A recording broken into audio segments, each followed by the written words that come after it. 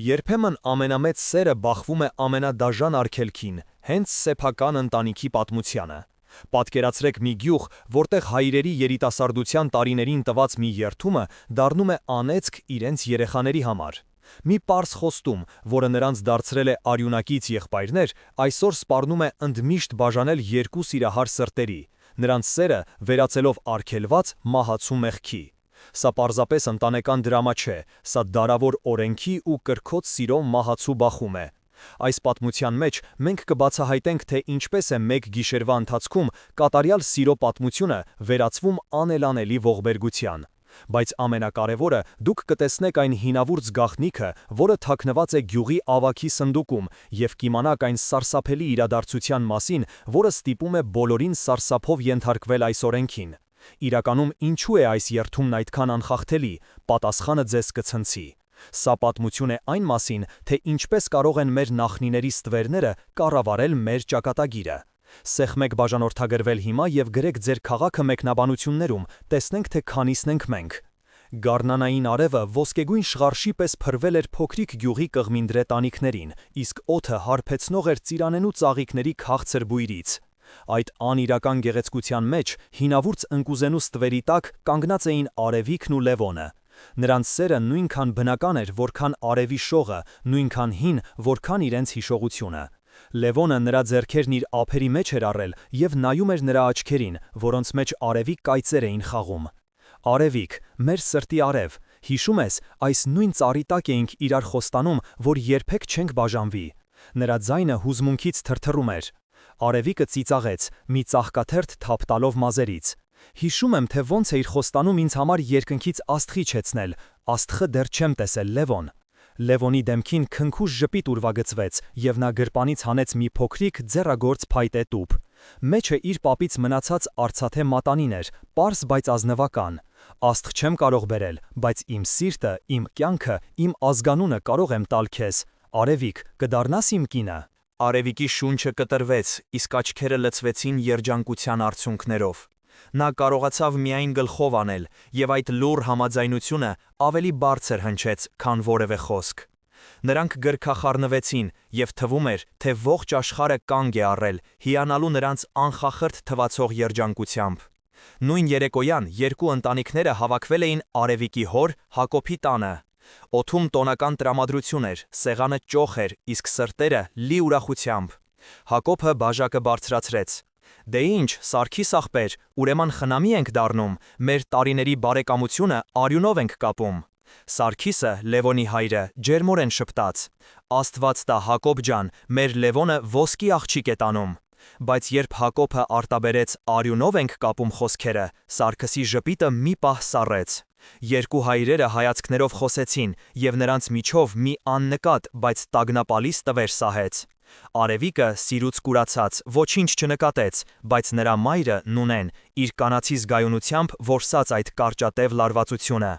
Երբ խնջույքը սամամ ռազգարե էր, դուռը թաքեցին։ Մի երիտասարդ ներս մտավ և հարգալից խոնարհվելով հաղորդեց, որ ավագ Վարդանը կանչում է Հակոբին ու Սարգսին, անհապաղ։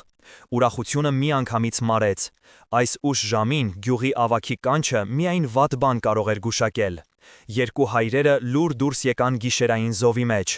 Քեզ էլ են կանչել, հարցրեց Սարգիսը։ Հա, պատասխանեց Հակոբը, սիրտս լավ բան չի գուշակում։ Նրանք ծանր քայլերով շարժվեցին դեպի ավագի տունը, իսկ լուսինը սառը լույս էր սփռում նրանց մտահոգ դեմքերին։ Ինչու պետք է գյուղի իմաստուն պահապանը հենց նշանադրության գիշերը խանգարեր նրանց երջանկությունը։ Ավագ Վարդանի տանը օդը խիտ էր խունկի և չորացրած խոտաբույսերի բույրից։ Պատերից կախված հին գորգերն ու մագաղացներով լի դարակները կարծես դարերի լուռ վկաները լինեին։ Ավագը նստած էր իր բազկաթոռին, նրա դեմքը խիստ էր, իսկ աչքերը խորաթափանց։ Լուր եմ ստացել, որ երեխաներին որոշել եք իրար տալ։ Ուրեմն մոռացել եք։ Մոռացել եք այն երդումը, որ տվել եք իրար, նրա ձայնը հանգիստ էր, բայց յուրաքանչյուր բառը մուրճի հարվածի պես էր հնչում։ Հակոբն ու Սարգիսը գունատվեցին։ Բայց դա վաղուց էր։ Երիտասարդ էինք, փորձեց արդարանալ Սարգիսը։ Երդումը տարիք չի ճանաչում, Սարգիս, այն կամ կա, կամ չկա։ Ավագի խոսքերը նրանց վերադարձրին 25 տարի առաջ, ձյունածածկ լեռներ, որտեղ նրանք, երիտասարդ զինվորներ, մոլորվել էին ձնափքի մեջ։ Հակոբի ոտքը վիրավոր էր, և նա հազիվ էր քայլում, հենվելով Սարգիսի ուսին։ «Գնա, Սարգիս, ինձ թող, գնա, դու գոնե փրկվիր», հևասպառ շշնջում էր Հակոբը։ «Լռիր, ես քեզ մենակ չեմ թողնի, եթե մեռնելու ենք, միասին ենք մեռնելու»։ Սարգիսը նրան քարշ տվեց մինչև մի փոքրիկ քարանձավ, որտեղ նրանք կրակ վառեցին։ Այնտեղ, սոված ու մրսած, բայց ողջ, նրանք իրար երդում տվեցին։ Սարգիսը դաշույնով կտրեց իր ափը, Հակոբը նույնն արեց, և նրանք սեղմեցին իրար արյունոտ ձեռքերը։ «Երդվում եմ այս արյունով, որ մինչև կյանքիս վերջը քո ցավը իմը կլինի, քո ուրախությունը իմը, մենք եղբայրներ ենք։ Երդվում եմ, արյունով կապված եղբայրներ»։ Հիշողությունը վառ էր, կարծես 3 էր եղել։ Երդվյալ եղբայրների երեխաները իրար համար քույր ու եղբայր են, նրանց միությունը արյունապղծություն է, մեր նախնիների օրենքն է դա, ավագ Վարդանի ձայնը նրանց վերադարձրեց ներկա։ «Այդ ամուսնությունը չի կարող կայանալ, վաղը կխոսեք երեխաների հետ»։ Նրա խոսքը վերջնական էր։ Երկու հայրերը դուրս եկան ուսերին դրված անտանելի բեռով։ Հասնելով իր տան դարպասին, Հակոբը ներսից լսեց արևիկի ուրախ ծիծաղր։ Այդ ծիծաղը դանակի պես խոցեց նրա սիրտը, քանի որ նա գիտեր, վաղը այդ ծիծաղը լռելու է ընդմիշտ։ Առավոտյան, երբ արևիկը երգելով սեղան էր գցում, Հակոբը ներս մտավ։ Նրա դեմքը քարացած էր, աչքերը կարմրած անքուն գիշերից։ «Արևիկ, նստի աղջիկս, խոսելու բան ունեմ, խոսելու բան ունեմ»։ Նրա ձայնը խուլ էր, երբ նա արտաբերեց ճակատագրական խոսքերը, այդ ամուսնությունը Լևոնի հետ չի կարող լինել։ Արևիկը սկզբում ծիծաղեց. «Հայրիկ, ինչ կատակ է, սա կատակ չէ, ես ու Սարգիսը երդվյալ եղբայրներ ենք, մեր օրենքով դուք իրար համար եղբայր ու քույր եք»։ Աղջկա դեմքին անհավատությունը փոխարինվեց զայրույթով։ «Ինչ օրենք, ինչ եղբայր ու քույր, մենք սիրում ենք իրար, սա 21-րդ դարն է»։ «Այդ օրենքը սուրբ է», ձայնը բարձրացրեց Հակոբը։ «Ես չեմ ուզում հասկանալ, ես ամուսնանալու եմ Լևոնի հետ, ոչ մի հին սովորույթ ինձ չի կանգնեցնի», գոռաց Արևիկը և վազելով դուրս եկավ տնից։ Նույն պահին Լևոնի տանը Սարգիսը նույն պատմությունն էր պատմում իր որդուն։ Ի տարբերություն Արևիկի, Լևոնը չպայթեց, նա քարացավ։ «Այսինքն, վերջ, այդքան պարզ», կեսձայն հարցրեց նա։ «Պարզ չէ, տղաս, բայց ուրիշ ճանապարհ չկա, մեր նախնիների օրենքի դեմ չենք կարող գնալ, դա անեծք կբերի մեր գերդաստանների վրա»։ Երկու սիրահարները հանդիպեցին իրենց սիրելի ընկուզենու տակ, որտեղ 3 երջանիկ էին։ «Մենք պայքարելու ենք, չէ՞, կփախչենք», հուսահատ ասաց Արևիկը։ Բայց Լևոնը լուռ էր։ «Լևոն, ինչու ես լռում»։ «Հայրս խոսեց անեծքի մասին», դժվարությամբ արտաբերեց նա։ «Դու հավատում ես դրան, այդ հեքիաթներին», բացականչեց Արևիկը։ «Ես չգիտեմ ինչին հավատամ, Արևիկ, բայց ես չեմ կարող քեզ հետ երջանիկ լինել, իմանալով, որ իմ ընտանիքին դժբախտություն եմ պատճառել»։ Առաջին անգամ նրանց միջև պատ բարձրացավ։ Արևիկը նրա մեջ տեսավ ոչ թե իր սիրելիին, այլ ավանդույթներից վախեցած մի տղայի։ «Ես կպայքարեմ, մենակ եթե պետք լինի», ասաց նա և հեռացավ, թողնելով Լևոնին մենակ իր տանջալի մտքերի հետ։ Լուռը կայծակի արագությամբ տարածվեց գյուղում, և Արևիկի շուրջ օդը սառեց։ Հարևանների կարեկցող հայացքները փոխարինվեցին դատապարտող շշուկներով։ «Հոր խոսքին դեմ է գնում, ամոթ է», լսում էր նա իր հետևից։ Նա մեկուսացավ իր իսկ հարազատ գյուղում, որտեղ յուրաքանչյուր քար իր մանկության վկան էր։ Գիշերները նրանք գաղտնի հանդիպում էին գետի ափին, որը դարձել էր նրանց միակ ապաստանը։ «Գնանք քաղաք, Լևոն, այնտեղ ոչ ոք մեզ չի ճանաչի», աղերսում էր Արևիկը։ Բայց Լևոնը տատանվում էր։ «Փախչենք, իսկ մեր ծնողները, իմ հիվանդ մայրը, մենք չենք կարող այդքան եսասեր լինել»։ «Ուրեմն սերը եսասիրություն է», հուսահատ հարցնում էր Արևիկը։ Նրանց խոսակցությունները մտնում էին փակուղի, բախվելով Լևոնի պարտքի զգացմանն ու Արևիկի անզիջում սիրուն։ Մի գիշեր, երբ Հակոբը մենակ նստած տանջվում էր իր տանը, Նունեն մոտեցավ նրան։ «Մինչ երբ, Հակոբ, աղջիկը հալվում է մեր աչքի առաջ, միթե քո տված երդումն ավելի թանկ է, քան քո զավակի կյանքը»։ Հակոբը երկար լռեց, հետո կոտրված ձայնով շշնջաց. «Դա ուղղակի երդում չէ, Նունե, դա անեծքն է, այն պատմությունը, ավագ Վարդանը պետք է նրանց պատմի այդ պատմությունը»։ Ինչ պատմություն էր դա, որի հիշողությունն անգամ ստիպում էր այս ուժեղ մարդուն դողալ։ Ինչ սարսափելի գաղտնիք էր թաքնված գյուղի անցյալում, որն ավելի ուժեղ էր, քան հայրական սերը։ Հաջորդ օրը Արևիկի համառությունը վերջնականապես կոտրեց հոր դիմադրությունը։ Հակոբը, տեսնելով աղջկա հուսահատությունը, հասկացավ, որ բառերը այլևս անզոր են։ Նա անձամբ ուղեկցեց Արևիկին և Լևոնին ավագ Վարդանի տուն։ Ծերունին նրանց ընդունեց իր մթամած սենյակում, որտեղ օդը ծանր էր դարերի փոշուց և չորացրած գրքերի հոտից։ Նա երկար լուռ նայում էր երիտասարդների պայքարող, բայց չհանձնվող դեմքերին։ Նրա հայացքում ոչ թե դատապարտում կար, այլ խորը, հոգնած տխրություն, կարծես նա արդեն հարյուրավոր անգամներ տեսել էր այս նույն տեսարանը։ Ուրեմն եկել եք, վերջապես խոսեց նա, նրա ձայնը չորացած տերևի խշշոց էր հիշեցնում։ Եկել եք լսելու այն, ինչ չեք ուզում լսել, և հասկանալու այն, ինչ հրաժարվում եք ընդունել։ Արևիկը առաջ քայլ արեց, նրա կզակը հպարտորեն բարձր էր։ Վարդան պապ, մենք եկել ենք հասկանալու, թե ինչու մի հին երդումը պետք է ավելի ուժեղ լինի, քան մարդկային սերը։ Մենք ուզում ենք իմանալ ճշմարտությունը։ Ավագ Վարդանը ծանր հոգոց հանեց։ Նա մոտեցավ մի հին փայտե սնդուկի, որը կանգնած էր սենյակի անկյունում, և դանդաղ բարձրացրեց ծանր կափարիչը։ Սնդուկի միջից նա հանեց մագաղաթի մի փաթույթ, որը ժամանակից դեղնել էր և եզրերից քրքրվել։ Նա զգուշությամբ փռեց այն սեղանին։ Մագաղաթի վրա հին հայերեն տառերով գրվածքներ կային, իսկ ներքևում երկու խաչաձևված ստորագրություն, թանաքի փոխարեն կարծես մգացած արյան հետքերով։ Սա մեր գյուղի ուխտն է, ասաց ավագը։ Հարյուրավոր տարիներ առաջ մեր նախնիները, փրկվելով թշնամու սրից, այս հողի վրա նոր կյանք սկսեցին։ Նրանք քիչ էին, և նրանց միակ զենքը միասնությունն էր։ Այդ օրը նրանք երդվեցին, որ յուրաքանչյուրի ընտանիքը մյուսի պաշտպանը կլինի, իսկ երդվյալ եղբայրությունը կլինի արյունակցական կապից էլ ամուր։ Այս մագաղաթի վրա ձեր նախապապերի ստորագրություններն են, իսկ այստեղ նա մատնացույց արեց մի գծանկար, որտեղ պատկերված էր երկու տղամարդկանց ձեռքսեղմումը, ձեր հայրերի կողմից կատարված ծեսի նկարագրությունն է։ Լևոնը և Արևիկը լուռ նայում էին մագաղաթին։ Այն կարծես կենդանի էր, նրանից հնության և սրբության շունչ էր փչում։ Բայց Արևիկի համար դա դեռ բավարար չէր։ Սա պատմություն է, հարգելի ավագ, գեղեցիկ, բայց անցյալ, իսկ մենք ապրում ենք այսօր։ Նրա ձայնի մեջ համառություն կար։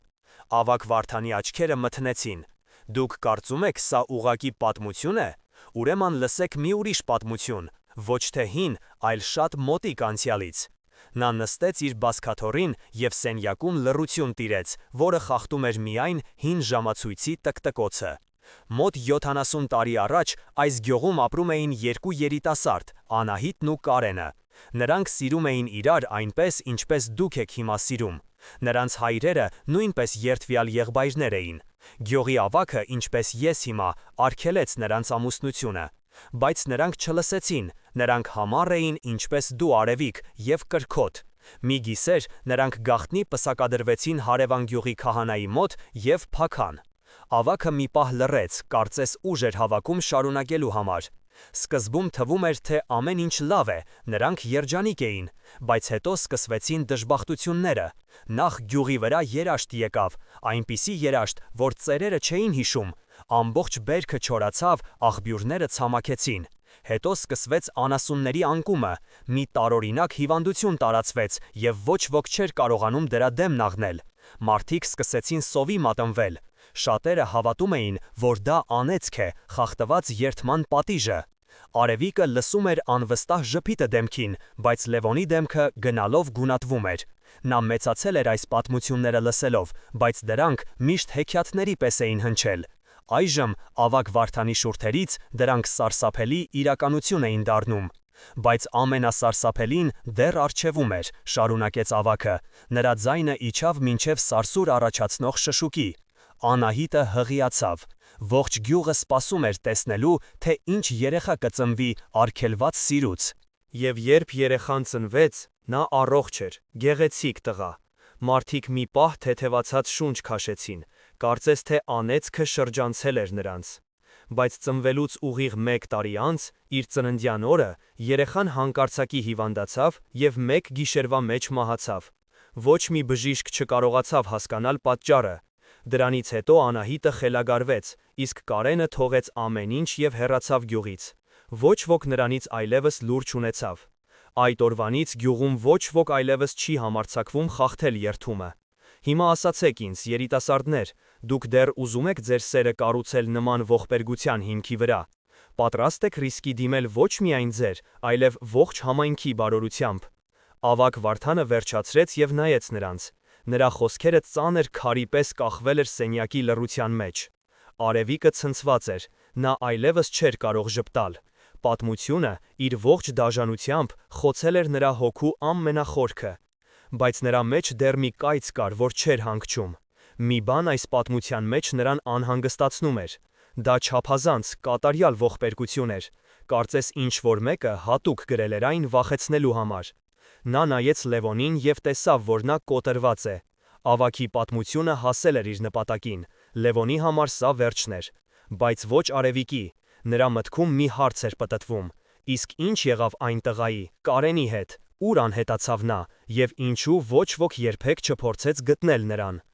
Ավագ Վարդանի տնից դուրս գալով, նրանք հայտնվեցին բոլորովին այլ աշխարհում։ Եթե ներսում օդը ծանր էր հնության և մահվան շնչից, ապա դրսում գարնանային երեկոն շարունակում էր իր անհոգ կյանքը։ Բայց ոչ Արևիկի, ոչ էլ Լևոնի համար այդ անհոգությունը այլևս գոյություն չուներ։ Նրանք քայլում էին լուռ, նրանց միջև առաջացած անդունդը ավելի էր խորացել։ Լևոնի ուսերը կախվել էին, կարծես ավագի պատմության ողջ ծանրությունը դրվել էր նրա վրա։ Նա ամբողջությամբ կլանված էր վախով և պարտքի զգացումով։ «Մենք չենք կարող», վերջապես խախտեց լռությունը նա, ձայնը հազիվ լսելի էր։ «Արևիկ, մենք չենք կարող դեմ գնալ, դու լսեցի՞ր, թե ինչ պատահեց։ Մի ողջ գյուղ տուժեց նրանց սիրո պատճառով»։ Արևիկը կանգ առավ և շրջվեց դեպի նա։ Նրա աչքերում այլևս արցունքներ չկային։ Դրանց փոխարինել էր սառը վճռականությունը։ «Իսկ դու հավատո՞մ ես այդ ամենին, Լևոն։ Այդքան հեշտ, երեշտ, անասունների անկում, երեխայի մահ, այս ամենը միայն նրանց սիրո պատճառով։ Իսկ միգուցե դա ուղղակի զուգադիպություն էր։ Միգուցե դա հարմար պատմություն է, որը ստիպում է բոլորին լուռ ենթարկվել»։ «Զուգադիպություն», դառնորեն կրկնեց Լևոնը։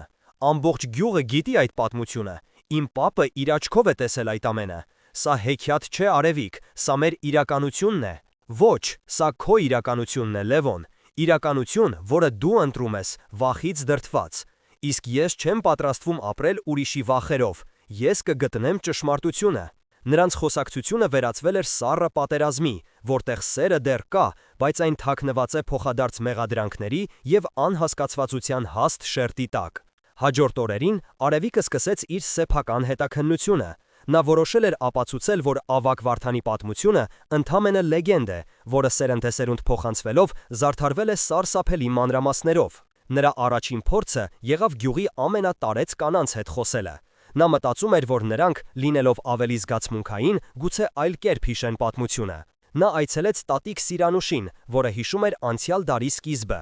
Ծեր կինը նստած էր իր տան պատշգամբում բուրդ մանելով։ «Անահիտին ու Կարենին ես հարցնում, աղջիկս», տխուր ժպտաց նա, լսելով Արևիկի հարցը։ «Ախ, ինչ սիրուն զույգ էին, կարծես արևն ու լուսինը իրար գտած լինեին։ Բայց նրանց սերը անիծված էր։ Ես հիշում եմ այն տարին, հողը քարացել էր, ծառերը չորացել։ Ամեն առավոտ մի նոր դժբախտության լուր էինք ստանում։ Մարդիկ վախենում էին իրար աչքերի մեջ նայել։ Ասում էին Աստված երես է թեքել մեր գյուղից»։ Նրա խոսքերը գրեթե բառացի կրկնում էին ավագ Վարդանի պատմությունը։ Արևիկը հիասթափված հեռացավ։ Յուրաքանչյուր ոք, ում նա դիմում էր, նույն բանն էր պատմում, կարծես բոլորը սերտել էին նույն դասը։ Խոչընդոտները ավելի շատ էին, քան նա սպասում էր։ Գյուղի հավաքական հիշողությունը կարծես բետոնե պատ լիներ, որի դեմ նրա փորձերը փշրվում էին։ Արևիկի վարքը չէր կարող աննկատ մնալ։ Լուրերը, որ նա հարցուփորձ է անում հին պատմության մասին, հասան ավագ Վարդանին։ Մի երեկո, երբ Արևիկը վերադառնում էր տուն, ավագը սպասում էր նրան իր տան դիմաց։ Նրա դեմքը խիստ էր, քան երբևէ։ «Դու խաղում ես կրակի հետ, աղջիկ», ասաց նա սառը ձայնով։ «Դու փորձում ես արթնացնել այն, ինչը պետք է հավերժ քնած մնա։ Որոշ ճշմարտություններ պետք է թաղված մնան, ի բարօրություն բոլորի։ Իսկ միգուցե դուք եք վախենում, որ ես կգտնեմ մի ճշմարտություն, որը ձեզ ձեռնընտու չէ», համարձակորեն պատասխանեց Արևիկը։ «Միգուցե այս ամբողջ պատմությունը սուտ է, որը դուք և ձեզ նմանները տարածում եք մարդկանց հնազանդության մեջ պահելու համար»։ Ավագ Վարդանի աչքերում մի վայրկյանով զայրույթի կայծ փայլատակեց, բայց հետո այն փոխարինվեց խորը ցավով։ Դու չես հասկանում, թե ինչպիսի ուժերի դեմ ես դուրս գալիս, հրաժարվիր քո մտքից, մինչև ուշ չէ, հանուն քեզ, հանուն Լևոնի, հանուն ողջ գյուղի։ Նա շրջվեց և մտավ իր տուն, թողնելով Արևիկին մենակ իր խոսքերի սառը արձագանքի հետ։ Ավագի նախազգուշացումը ոչ թե վախեցրեց Արևիկին, այլ հակառակը, ամրապնդեց նրա կասկածները։ Ինչու պետք է ճշմարտությունը վտանգավոր լինի, ինչ էր թաքցնում ավագը այդքան համառովեն։ Նույն գիշեր Արևիկը չէր կարողանում քնել, նա պառկած էր անկողմում և մտքերը պտտվում էին գլխում։ Լևոնի հետ հարաբերությունները օրեցօր սառում էին, գյուղը նրան համարում էր խռովարար։ Ավագ Վարդանը բացահայտ սպառնում էր, նա զգում էր, որ պատերը սեղմում են իր շուրջը։ Հուսահատության պահին նրա մտքով անցավ մայրը, Նունեն, նա միշտ եղել էր իր դաշնակիցը, թեկուզ լուր։ Նա վեր կացավ և գնաց ծնողների ննջարան։ Հակոբը քնած էր, բայց Նունեն արթուն էր, կարծես սպասում էր նրան։ Մամ, շշնջաց Արևիկը, դու հավատում ես այդ պատմությանը։ Նունեն երկար նայեց աղջկան, հետո հոգոց հանեց։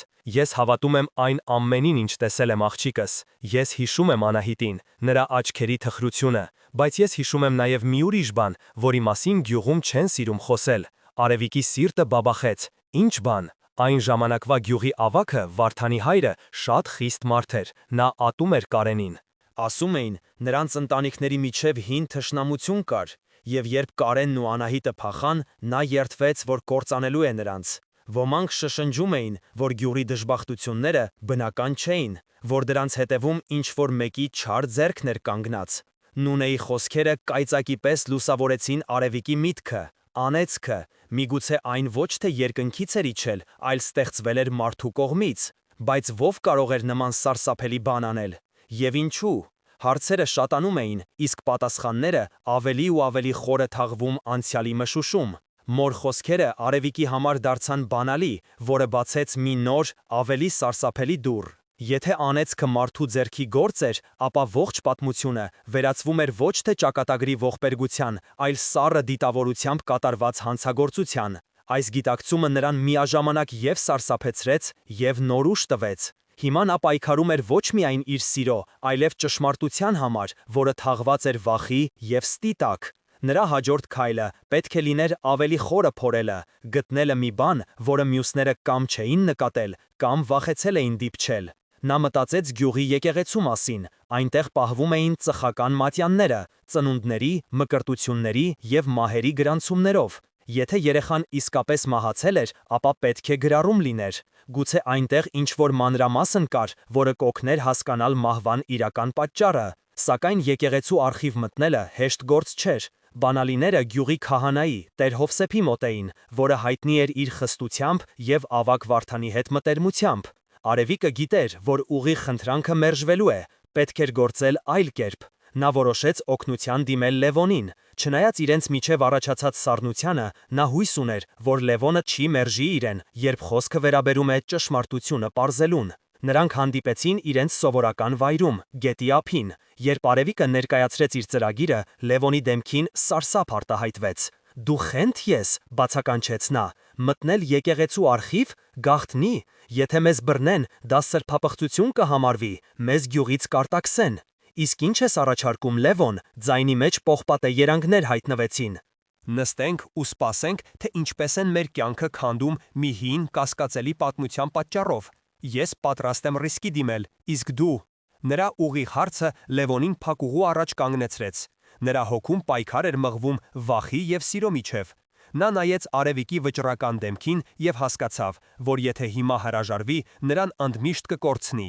Ծանր հոգոց հանելով նա համաձայնեց. Լավ, բայց ինչպես ենք մտնելու։ Տեր Հովսեփը բանալիները միշտ իր հետ է պահում։ Արևիկը արդեն մտածել էր այդ մասին։ Վաղը կիրակի է, պատարագի օր։ Պատարագի ժամանակ նա բանալիները թողնում է իր սենյակում, խորանի հետևում։ Մենք կարող ենք աննկատ մտնել և վերցնել դրանք, մեզ պետք է ընդամենը 10 րոպե։ Ծրագիրը համարձակ էր և վտանգավոր, բայց այլ ելք նրանք չէին տեսնում։ Կիրակի առավոտյան գյուղացիները հավաքվել էին եկեղեցում։ Արևիկն ու Լևոնը նստած էին վերջին շարքերում, սպասելով հարմար պահի։ Երբ պատարագը հասավ իր գագաթնակետին և բոլորի ուշադրությունը սևեռված էր խորանին, նրանք անաղմուկ դուրս սողոսկեցին կողային դռնով։ Սիրտը կուրծքներում բախում էր, ձեռքերը դողում էին։ Նրանք շրջանցեցին եկեղեցին և մտան Տեր Հովսեփի փոքրիկ կացարանը։ Բանալիները, ինչպես եւ կանխատեսել էր Արևիկը, կախված էին պատի մեխից։ Նրանք վերցրին դրանք եւ շտապեցին դեպի արխիվի դուռը, որը գտնվում էր զանգակատանի ներքևում։ Դուռը դժվարությամբ ճռալով բացվեց եւ նրանց դեմքին հարվածեց մոռացության, թանակի եւ մագաղաթի հին հոտը։ Սենյակը փոքր էր, պատերի երկայնքով դարակներ էին, որոնց վրա կոկիկ շարված էին հաստ մատյանները։ Արագ, պետք է գտնենք 70 տարի առաջվա գրանցումները, շշնջաց Արևիկը։ Նրանք սկսեցին տենդագին փնտրել։ Ժամանակը թռչում էր անհավատալի արագությամբ։ Յուրաքանչյուր վայրկյանը կարող էր ճակատագրական լինել։ Վերջապես Լևոնը գտավ պետքական մատյանը։ Նրանք դրեցին այն փոշոտ սեղարին եւ սկսեցին թերթել դեղնած էջերը։ Եվ ահա, նրանք գտան այն. Անահիտի եւ Կարենի որդու Վահեի մահվան գրանցումը։ Գրառումը կարճ էր. Վահե 1 տարեկան, մահվան պատճառը հանքարցակի տենդ։ Ոչ մի արտասովոր բան։ Արևիկի հույսերը սկսեցին մարել։ Գուցե նա իսկապես սխալվում էր։ Բայց հետո նրա աչքը ընկավ մի մանրուքի վրա։ Գրանցման կողքին Լուսանցքում մանր տաղերով մի նշում կար արված։ Գրությունը խունացած էր, հազիվ ընթեռնելի։ Նա մոտեցրեց մատյանը լույսին եւ կարդաց. Հուղարկավորությանը ներկա չէր հայրը։ Այս պարզ նախադասությունը կարծես ոչինչ չէր նշանակում, բայց Արևիկի համար դա տարօրինակ էր։ Ինչու պետք է հայրը ներկա չլիներ իր միակ որդու հուղարկավորությանը։ Հենց այդ պահին նրանք լսեցին քայլերի ձայներ։ Դրանք մոտենում էին արխիվի դռանը։ Նրանց սրտերը կանգ առան, նրանց բռնել էին։ Դուռը բացվեց եւ շեմին հայտնվեց Տեր Հովսեփը։ Նրա դեմքին զայրույթի եւ զարմանքի խառնուրդ կար։ Ինչ եք անում այստեղ, սրբապղծներ։ Բայց նրա հետևում կանգնած էր մեկ ուրիշը, ավագ Վարդանը։ Նրա հայացքը սառն էր ու անթարթ։ Նա նայում էր ոչ թե երիտասարդներին, այլ նրանց ձեռքի բացված մատյանին։ Ես գիտեի, որ դու կդաս այստեղ, Արևիկ, ասաց նա հանգիստ, բայց այդ հանգստության տակ փոթորիկ էր թաքնված։ Քո համառությունը քեզ կկործանի։ Իրավիճակը անելանելի էր։ Ոչ մի արդարացում այլևս չէր օգնի։ Նրանք ոչ միայն խախտել էին գյուղի օրենքը, այլև ներխուժել էին սուրբ վայր։ Սա արդեն ոչ թե ընտանեկան խնդիր էր, այլ հանցանք ամբողջ համայնքի դեմ։ Արևիկը հասկացավ, որ այս անգամ նրանք անցել են բոլոր սահմանները, եւ հետևանքները լինելու են սարսափելի։ Բայց նախքան որևէ մեկը կհասցներ խոսք ասել, ավագ Վարդանը մոտեցավ սեղանին, վերցրեց մատյանը եւ փակեց այն։ Այնինչ դուք փնտրում եք, այստեղ չէ, ասաց նա խորհրդավոր կերպով։ Իսկական պատմությունը գրված չէ թղթի վրա, այն ապրում է մարդկանց հիշողության մեջ, եւ շուտով դուք կիմանաք դրա իրական գինը։ Նրա խոսքերը ավելի շատ սպառնալիք էին, քան բացատրություն։ Ինչ նկատի ուներ նա, ինչ գին պետք է վճարեին նրանք, եւ որն էր այն իրական պատմությունը, որը թաքնված էր բոլորից։ Ավագ Վարդանի խորհրդավոր խոսքերը օդում կախված մնացին, երբ նա եւ Տեր Հովսեփը Արևիկին ու Լևոնին դուրս հանեցին եկեղեցուց։ Նրանց չբանտարկեցին, չնախատեսին, պարզապես ուղարկեցին տուն, լուռ եւ խստադեմ։ Այդ լռությունը ավելի սարսափելի էր, քան որևէ պատիժ։ Դա փոթորիկից առաջ լինող խաղաղությունն էր, եւ Արևիկը դա զգում էր իր ամբողջ էությամբ։ Նրանց հանցանքի լուրը դեռ չէր հասցրել տարածվել, բայց գյուղի օդում արդեն լարվածություն կար։ Երբ նրանք հասան իրենց տների խաչմերուկին, Լևոնը կանգնեցրեց նրան։ Արևիկ, գուցե բավական է, նրա ձայնը հուսահատ էր։ Մենք խորանում ենք մի ճահճի մեջ, որտեղից ելք չկա։ Ավագը ճիշտ էր, եկ հրաժարվենք այս մտքից, մինչև ուշ չէ։ Երբեք, պատասխանեց Արևիկը, նրա ձայնը հանգիստ էր, բայց անդրդվելի։ Հիմա ես ավելի քան վստահ եմ, որ այստեղ մի սարսափելի գաղտնիք կա, եւ ես այն կբացահայտեմ, նույնիսկ եթե դա ինձ կյանքիս գնով արժենա։ Նա շրջվեց եւ մտավ իր տուն, թողնելով Լևոնին մենակ իր վախերի եւ տատանումների հետ։ Նրանց միջև ճեղքվածքը դարձել էր անդունդ։ Տանը նրան դիմավորեց մոր Նունեի անհանգիստ հայացքը։ Որտեղ է իր աղջիկս։ Ավագ Վարդանը այստեղ էր, նա խոսեց հորդ հետ։ Հակոբը շատ վատ է իրեն զգում։ Արևիկի սիրտը սեղմվեց։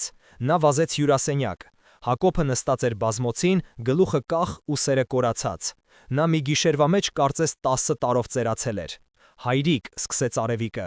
Հակոբը դանդաղ բարձրացրեց գլուխը։ Նրա աչքերում այնպիսի ցավ կար, որ Արևիկը քարացավ։ Դու չես հասկանում, թե ինչ ես արել, խոսեց Հակոբը, ձայնը խրպոտ էր։ Դու արթնացրիր անցյալի ուրվականներին։ Ավագը նա ինձ ստիպեց ընտրություն կատարել։ Ինչ ընտրություն, շշնջաց Արևիկը։ Կամ դու հրաժարվում ես Լևոնից եւ ընդունում մեր օրենքը, կամ ես պետք է բոլորին պատմեմ ճշմարտությունը, ամբողջ ճշմարտությունը։ Արևիկը շփոթված նայեց նրան։ Ինչ ճշմարտության մասին է խոսքը, Այն, որ դուք երդվյալ եղբայրներ եք, Հակոբը դառնորեն ծիծաղեց, դա ճշմարտության միայն մի փոքր մաս է աղջիկս, ամենաանմեղ մասը։ Նա վեր կացավ, մոտեցավ հին պահարանին և դրա խորքից հանեց մի փոքրիկ փայտե տուփ։ Այն նույն տուփն էր, որտեղ նա պահում էր իր զինվորական հիշողությունները։ Նա բացեց և միջից հանեց մի հին դեղնած լուսանկար։ Լուսանկարում երկու երիտասարդ զինվոր էին, իրար գրկած։ Մեկը երիտասարդ Հակոբն էր, մյուսը Սարգիսը։ Բայց նրանց հետևում, մի փոքր հեռու, կանգնած էր երրորդը։ Մի տղա թխուր, բայց բարի աչքերով։ Նրա դեմքը անծանոթ էր, բայց միևնույն ժամանակ անասելի հարազատ։ Ո՞վ է սա, հարցրեց Արևիկը։ Հակոբը խորը շունչ քաշեց, կարծես պատրաստվում էր սուզվել սառը ջրի մեջ։ Սա Կարենն է, ասաց նա, և այդ անունը սենյակում հնչեց որպես դատավճիռ։ Արևիկի շունչը կտրվեց։ Կարենը? Անահիտի սիրեցյալը? Բայց ինչ կապ ուներ նա իր հոր հետ։ Երբ ես ու Սարգիսը ծառայում էինք բանակում, մենք երեքով էինք անբաժան, շարունակեց Հակոբը, նրա հայացքը հարված էր անցյալին։ Ես, Սարգիսը և Կարենը։ Նա մեր գյուղից չէր, բայց մեզ համար եղբոր պես էր։ Այն օրը, երբ մենք մոլորվեցինք լեռներում, նա մեզ հետ էր։ Երբ ձնաբուքը սկսվեց, իմ ոտքը սայթաքեց, և ես ընկա ձորը։ Սարգիսը չէր կարող ինձ մենակ հանել։ Կարենը, նա առանց վարանելու իջավ իմ հետևից։ Նրանք երկուսով ինձ փրկեցին, բայց Կարենը այնտեղ ուժեղ մրսեց։ Նրա առողջությունը այդպես էլ չվերականգնվեց։ Հակոբը լռեց, նրա ձեռքերը դողում էին։ Այդ օրը մենք երեքով երդվեցինք եղբայրություն, ոչ թե երկուսով, այլ երեքով։ Մեր արյունը խառնվեց իրար։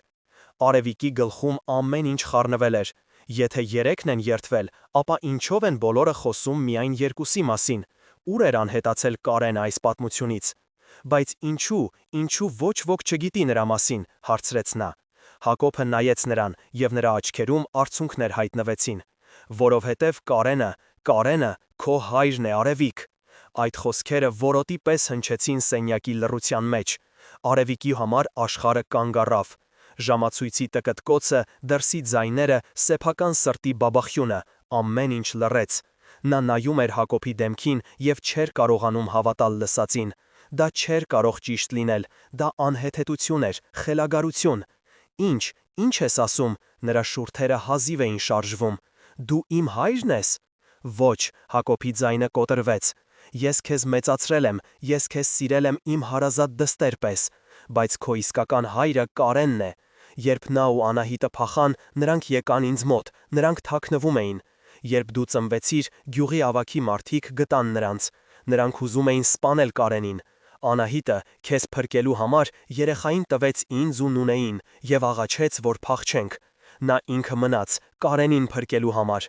բայց չկարողացավ։ Նրանք երկուսին էլ սպանեցին։ Իսկ մենք քեզ հետ փախանք այս գյուղ, Սարգիսն էլ մեզ հետ եկավ։ Մենք երդվեցինք, որ երբեք ոչ ոքի չենք պատմի այս մասին, որ քեզ պաշտպանենք։ Մենք ստեղծեցինք երդվյալ եղբայրների պատմությունը, որպեսզի բացատրենք մեր անբաժան կապը։ Արևիկի ոտքերը ծալվեցին, նա ընկավ աթոռին։ Ամբողջ աշխարհը, որը նա գիտեր, փլուզվեց մի քանի վայրկյանում։ Նրա հայրը իր հայրը չէր, նրա մայրը իր մայրը չէր, նրա ողջ կյանքը կառուցված էր ստի վրա, և ամենասարսափելին, նա նայեց լուսանկարին, հետո Հակոբին, հետո իր մտքում պատկերացրեց Սարգսին։ Եթե Կարենը, Հակոբը և Սարգիսը երդվյալ եղբայրներ էին, եթե նրանք երեքն էլ արյունով կապված էին, իսկ Լևոնը Սարգսի որդին էր,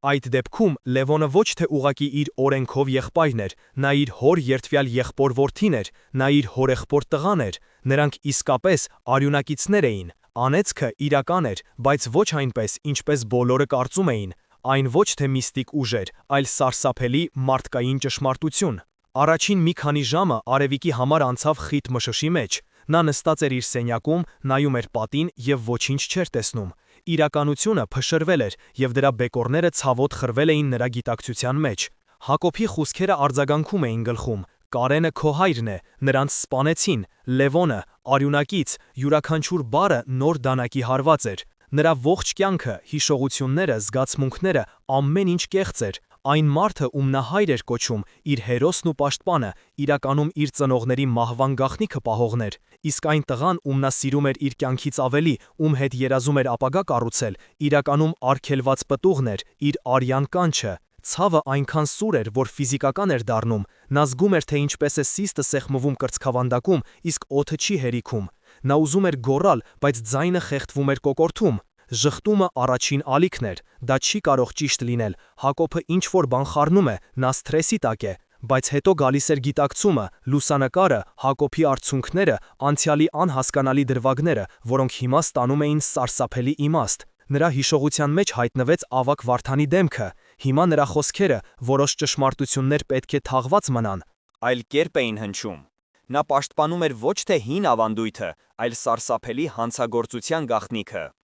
Երբ առաջին շոկը սկսեց թուլանալ, դրան փոխարինելու եկավ զայրույթը, կրակոտ, այրող զայրույթ բոլորի նկատմամբ, Հակոբի և Նունեի նկատմամբ, ստի համար, Սարգսի նկատմամբ, լռության համար, ավագ Վարդանի նկատմամբ, ճշմարտությունը շահարկելու համար, և նույնիսկ Լևոնի նկատմամբ, որը լինելով անմեղ, դարձել էր այս սարսափելի պատմության խորհրդանիշը։ Նա վեր կացավ։ Նրա մեջ ինչ-որ բան կոտրվել էր, բայց միևնույն ժամանակ ինչ-որ նոր պողպատե բան էր ծնվել։ Եթե նրա կյանքը ավերված էր, ապա նա պետք է իմանար, թե ովքեր են դրա մեղավորները։ Նա դուրս եկավ սենյակից։ Հակոբն ու Նունեն նստած էին հյուրասենյակում, լուռ և հուսահատ։ Արևիկը կանգնեց նրանց դիմաց։ Նրա հայացքը սառն էր։ «Ես ուզում եմ իմանալ ամեն ինչ», ասաց նա, և նրա ձայնի մեջ այլևս աղջկական դող չկար։ Ով սպանեց իմ ծնողներին, ով էր այն ժամանակվա ավագը, որի մասին խոսում էր մայրս։ Հակոբը չէր կարողանում նայել նրա աչքերին։ Դա ավագ Վարդանի հայրն էր, Գևորգը։ Նա ատում էր Կարենի ընտանիքը, բայց նա մենակ չէր, գյուղի որոշ մարդիկ նրա հետ էին։ Ուրեմն ավագ Վարդանը գիտի, շարունակեց Արևիկը, նա գիտի, որ իր հայրը մարդասպան է։ Նա գիտի, հաստատեց Հակոբը,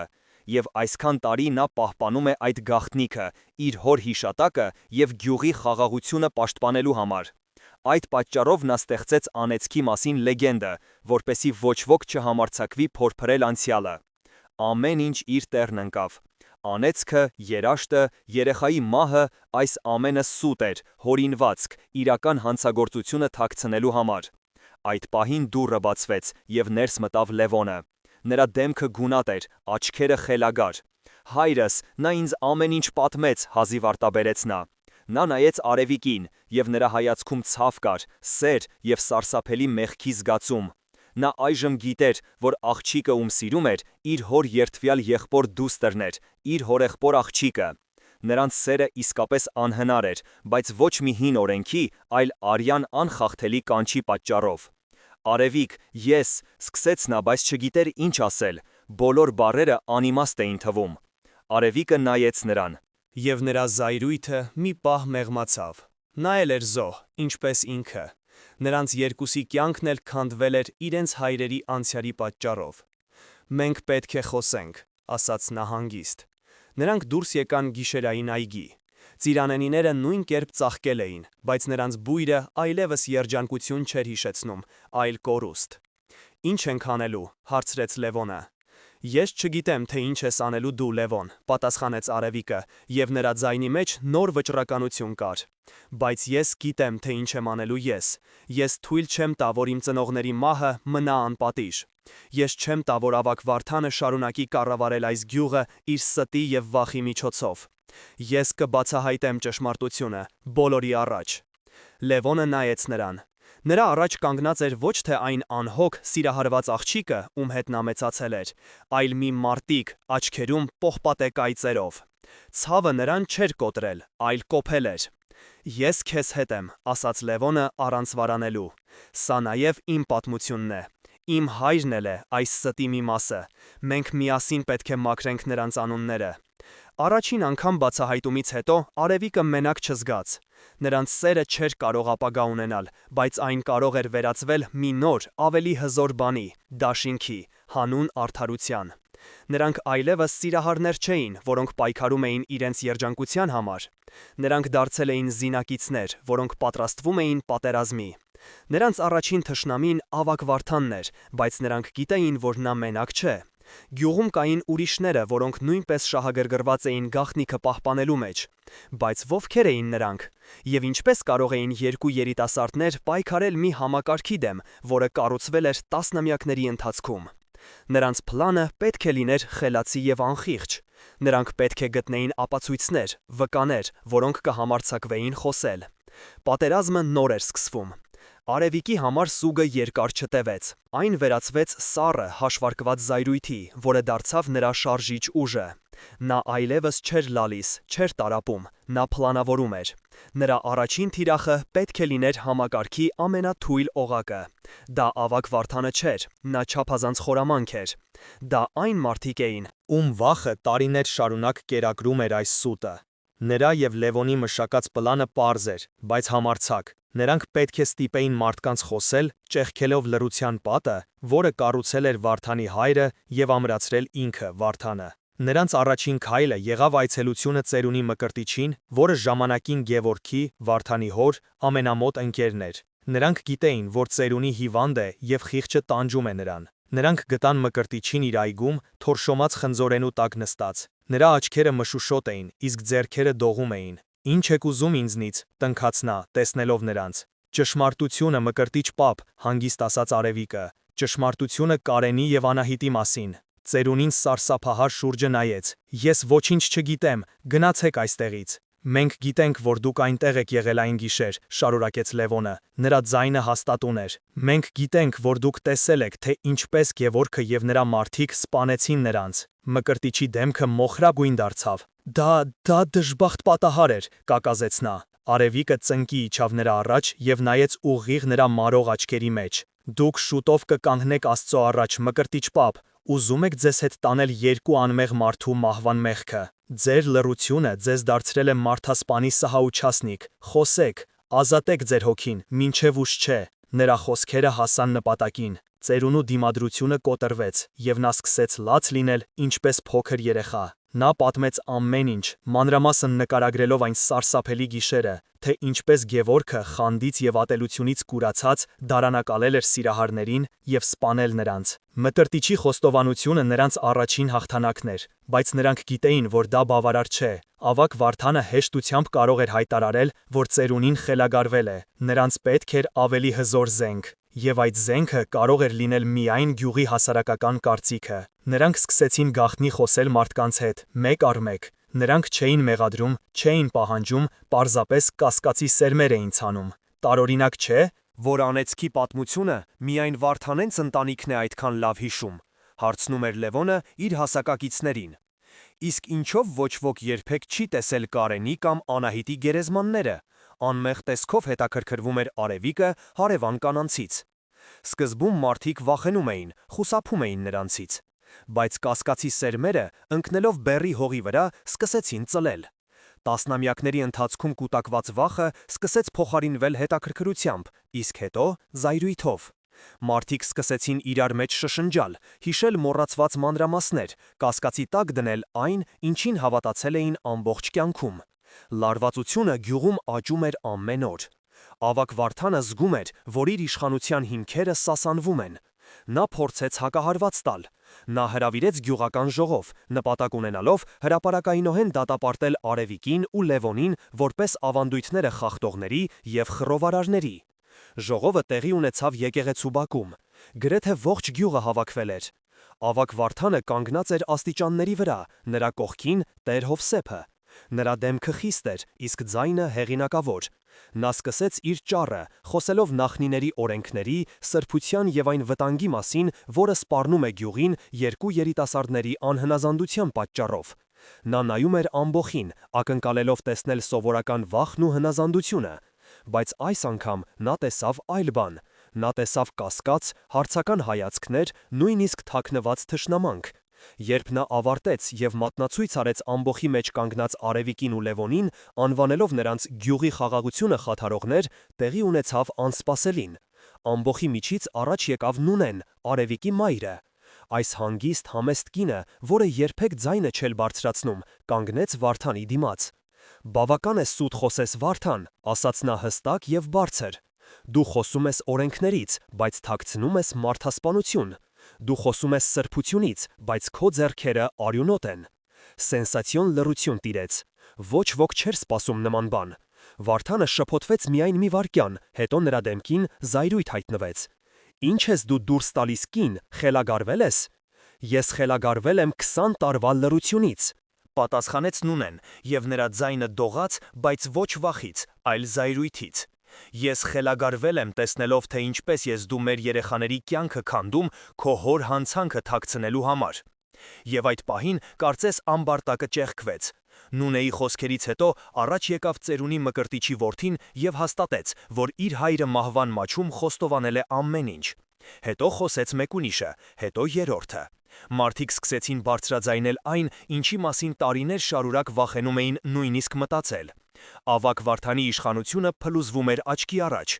Նա կանգնած էր քարացած, չհավատալով իր աչքերին։ Նրա ստի աշխարհը, որը նա այդքան խնամքով կառուցել էր, փլվում էր։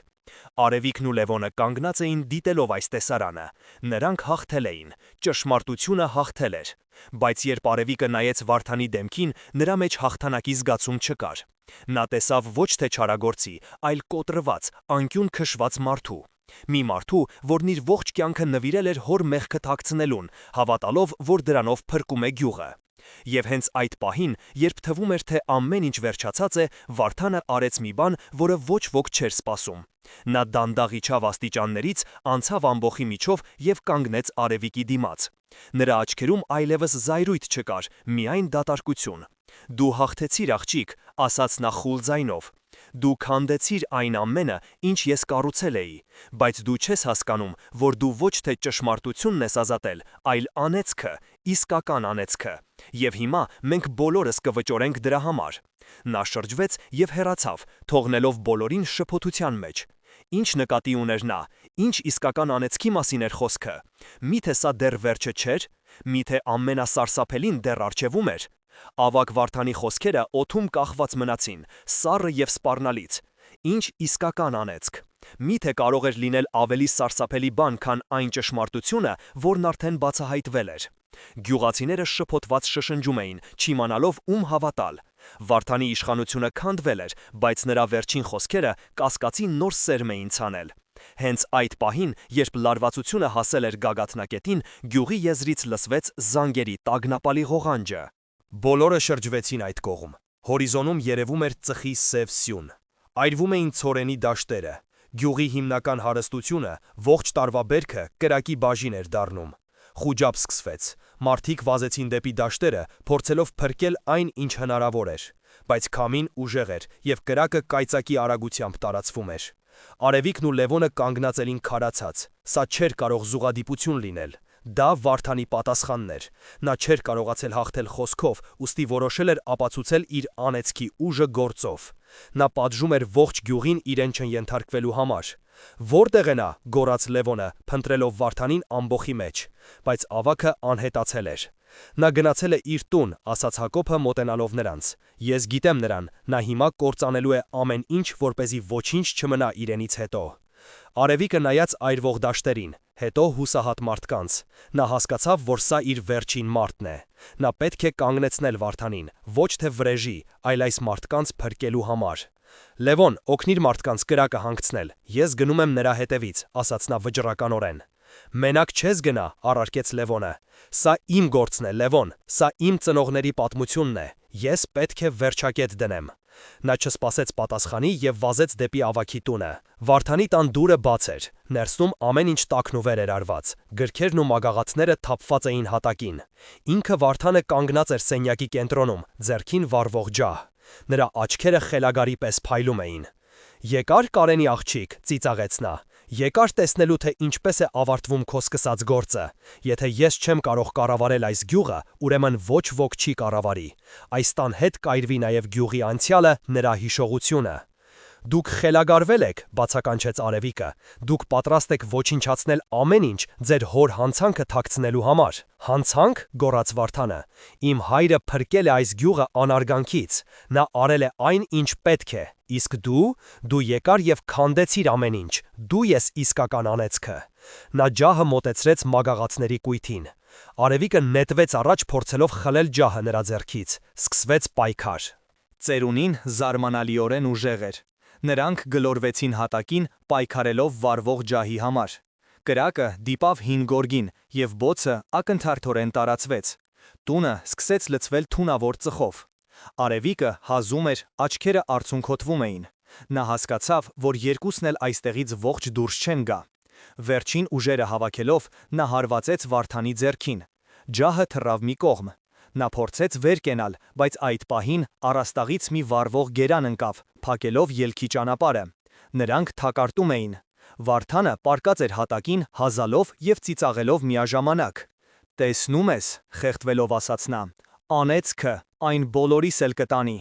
Արևիկը նայեց շուրջը, կրակը ամենուր էր, հույս չկար։